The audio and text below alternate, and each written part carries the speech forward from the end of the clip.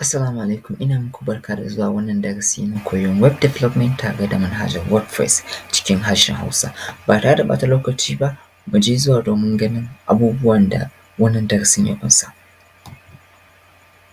A module 1 za mu gabatar da darasin, sannan za mu san menene website, da me ake haɗa website, mecece WordPress, menene hosting, domain, ginin website, da kuma za mu yi bayani akan theme da plugin.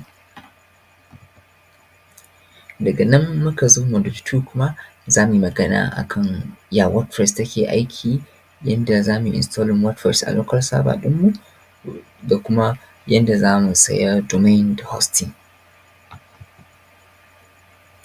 In muka zo module 3 za mu yi magana akan WordPress settings, configuration, da wato shirya manhajar WordPress, yanda ake haɗa page a WordPress, yanda ake posting a WordPress, bambancin page da post, bambancin categories da tag, da kuma za mu yi installing page builder, sannan za mu yi installing recommended plugins. In muka zo module 4 kuma za mu yi magana akan theme, editing home page, editing contact page, about us page, customize page. Wato za mu yi installing theme, za mu yi editing home page ɗinmu, contact page ɗinmu, about us page ɗinmu, da kuma za mu yi customizing website ɗinmu. Muna zuwa module 5 kuma za mu yi magana akan security. Kun san no matter how in muka gina website ba mu yi magana ma akan security ba, kamar mun ba kura ne ajiyar nama. Za mu yi magana akan SEO, wato search engine optimization, sannan kuma za mu yi magana akan Google Search Console, za mu yi magana akan Google AdSense, da kuma daga ƙarshe za mu yi magana akan za mu yi project da kuma final class ɗinmu. Wannan module 5 ɗin is very important. Farko maganar security, sai na biyu maganar SEO, ya za a yi website ɗin ya samu search engine, ya je kowane search engine, sannan kuma Google Search Console, ya za a yi website ɗin ya zama very comfortable da Google. Na huɗu Google AdSense, ya za a yi mu fara samun kuɗi da website ɗinmu, mu fara nuna tallace-tallace akan website ɗinmu. Sai kuma na biyar wani project kuka yi, sannan kowa za mu ga project ɗin shi, sannan kuma daga ƙarshe sai mu yi final class ɗinmu na WordPress. To mu je zuwa module 1, abu na farko da za ku riƙe shi ne ku mai da hankali, sannan kuma duk abin da muka yi kun ga yi, abin da ba ku gane ba kuma kun ga tambaya.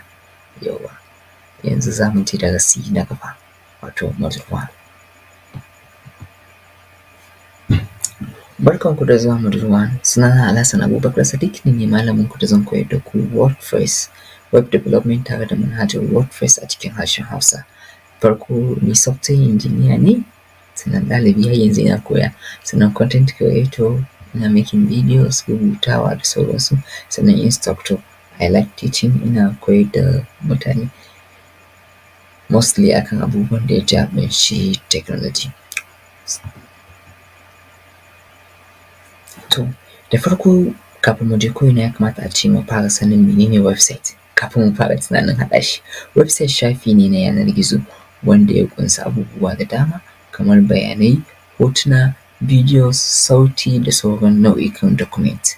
Kowane website da maudu'in gina sa. Misali akwai website na sada zumunta kamar su afristar.com, Facebook, da sauransu. Akwai website na siye da sayarwa kamar su Jumia, AliExpress, da sauransu. Akwai na labarai su bbc.com da sauransu, da dai sauran website. Kowane website akwai maudu'in gina sa. Ana haɗa website da waɗannan yarukan kamar HTML, ana amfani da shi wajen gina website, CSS ana amfani da shi wajen yi ma website ado, sai kuma JavaScript, shi kuma ana amfani da shi wajen ba wa website functionalities. Sannan akan yi amfani da PHP ko wani programming language ɗin daban wajen back-end development. Sannan akan yi amfani da MySQL wajen database. Wasu ba sa da isasshen lokacin da za su tsaya su koyi waɗannan yarukan da yawa, waɗansu kuma suna neman hanya mafi sauƙi wajen gina website ɗinsu. To zuwan WordPress ta share dukkan kukansu, saboda da ita za mu iya haɗa website ba tare da waɗannan ba. Amma mu sani a bayan fage duk haɗawan da muke yi muna yi ne tare da HTML, CSS, JavaScript, da PHP, da sauran kayan ayyukan haɗa website. WordPress ta sauƙaƙa mana ne ba sai mun rubuta code ba. A maimakon haka za mu yi amfani da page builder, za mu iya yin amfani da drag and drop, wato mu ɗauko wannan mu jera shi a nan, mu ɗauko wannan mu sa shi a nan, mu yi editing wannan rubutun mu sa shi ba tare da mun rubuta code ba. Amma a bayan fage code ne. Mece ce WordPress? WordPress wata manhaja ce wacce aka ƙirƙira domin sauƙaƙa wa mutane wajen haɗa website cikin sauƙi da sauri ba tare da kana da ilimin programming language ba. Za ka iya haɗa websites ɗinka kamar su blogs, e-commerce, personal website, NGO website, school website da dai sauransu cikin sauƙi. Manyan kamfanoni, bankuna, ƙungiyoyi da makarantu suna amfani da manhajar WordPress kamar su First Bank, Zenith Bank, Fidelity, UBA, GTBank, CAC, INEC, ABU Zaria, National Open University, MTN, Dangote, Leadership, Jumia Blog da dai sauransu. Kaso 43.2 cikin websites ɗin da aka haɗa a duniya an yi su ne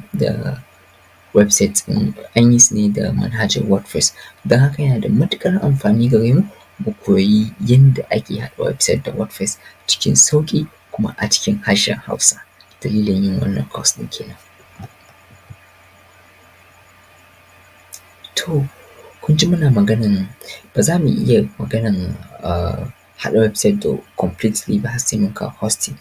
Hosting kamar wata ma'ajiya ce a yanar gizo, wato internet. Shi kamar memory ne na internet wanda zai baka damar ajiye abubuwanka a internet kuma ka yi amfani da su duk lokacin da kake so kuma duk wurin da kake a faɗin duniyan nan.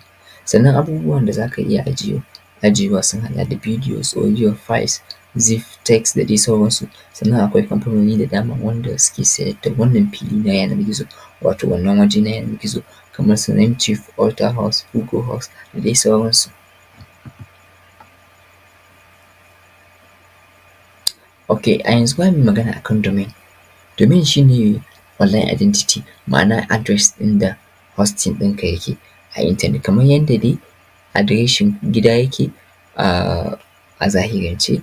Da shi ne mutane za su iya gano inda kake a internet cikin sauƙi. Da zarar ka ba wa mutum address ɗin zai je ya sa shi a browser sai ya kai shi har site ɗinka. Kamar yanzu a ce site ɗina Alhassan Sadiq, zan iya baka a site ɗina in ce kawai ka shiga alhassансadiq.com.ng zai kawo ka website ɗina. Shi domain shi ne kamar haka: mcacademy.com, bbc.com, facebook.com da dai sauransu. Yana da kyau mu fahimci wannan, ya website yake aiki kuma ya yanayin ginin website yake. Shi ginin website tamkar ginin gida ne. Misali in za mu gina gida muna buƙatar masu zane su zana mana gidan nan yanda muke so. Haka ginin website shi ma muna buƙatan muna zana website ɗinmu a takarda ko a wani waje haka mu nuna mu gani mu ce ga yanayin yadda website ɗinmu yake, ko kuma waɗansu suna zana a kwamfuta ma. Kafin ka fara gini kenan wannan. Kafin ka fara ginin gida dole sai ka mallaki fili. Haka zalika ginin website dole sai ka sayi hosting da domain. Waɗansu kuma za ka yi amfani da local server kafin ka sayi hosting da domain, amma dole ne sai kana da wannan filin. In ka sayi ƙaramin hosting kuma ka san mutane da dama za su rinƙa zuwa gidanka, hakan zai sa website ɗinka slow saboda traffic ɗin da ake samu. Kamar a zahiri ne ka sayi ƙaramin gida wanda ba zai ci mutane 3 ba. A tashi ɗaya matarka ta haifi 'yan 3 sannan kusan mutane 30 suka zo gidanka suna. Tun a hanyar zuwa za a samu cunkoso, kuma in an zo gidanka ma ko wajen tsayuwa zai iya gagarar mutane saboda gida ne na mutum 3. Ballantana ma a yi maganar abinci da abin sha. Wannan dalilin ya sa wasu websites ɗin suke slow ko kuma wannan dalilin ya sa waɗansu websites in kuka shiga kuke ganin suna slow, ko kuma website ɗin ma ya crash gaba ɗaya. Za ku kun shiga website ga yanayi amma kuma is very slow. To irin wannan matsalar traffic ɗin nan yana sa website tabbas yayi slow. Menene WordPress ɗin? Yes, ba za mu iya magana akan completely akan WordPress ba, sai muyi magana akan theme, saboda theme yana taka muhimmiyar rawa a web development tare da WordPress. Theme wani design ne na WordPress wanda wasu developers suka yi, suka ɗora shi akan WordPress, sannan yana baiwa mutane dama wajen gina website ɗinsa tare da wannan design ɗin cikin sauƙi, tunda an riga an yi design ɗin canza duk abin da kake so, za ka iya canza duk abin da kake so ka canza zuwa yanda kake so website ɗinka ya kasance. Sannan shi ma wannan theme ɗin akwai free akwai kuma na kuɗi, wanda sai ka biya tukunna za ka iya amfani da shi. To, okay, plugin wasu mahaɗa ne wanda muke amfani da su a WordPress site wajen baiwa website ɗinmu umarnin yin wasu ayyuka, kamar mu ce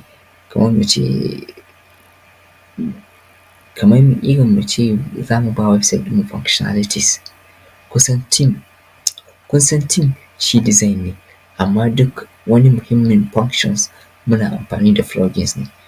Da plugins muke amfani muke sa. Akwai tarin plugins da yawa, waɗansu kyauta waɗansu free. To, na gode, waɗannan abubuwan da muka tattauna shi ne mafi akasarin abin da ya kamata a ce mutum ya sani kafin ya fara amfani da WordPress. Kada ku manta mu tattauna mecece WordPress ɗin kanta, menene website ɗin kanshi, menene WordPress, sannan kuma yaya ginin website yake, mun bada misali da kamar ginin gida ne, ya ginin website ɗin yake mun bada misali kamar ginin gida ne, sannan kuma menene WordPress theme, menene plugin da sauransu. To yanzu za mu je module 2, za mu ga ya ake installing WordPress a local server, ya za mu sai mallaki hosting ɗinmu da domain ɗinmu. To, na gode, mu haɗu a module 2. Duk in akwai inda baka gane ba ko kuma inda na yi kuskure, za ku iya tuntuɓa na ta comment section ko kuma ku yi min inbox ta Instagram, wato Alhassan Sadiq, ko kuma binisadiq@gmail.com, ko kuma ku ziyarci website ɗinmu mai suna amcaacademy.com, ko kuma personal website ɗina mai suna alhassансadiq.com.ng. Na gode, mu haɗu a darasi na gaba.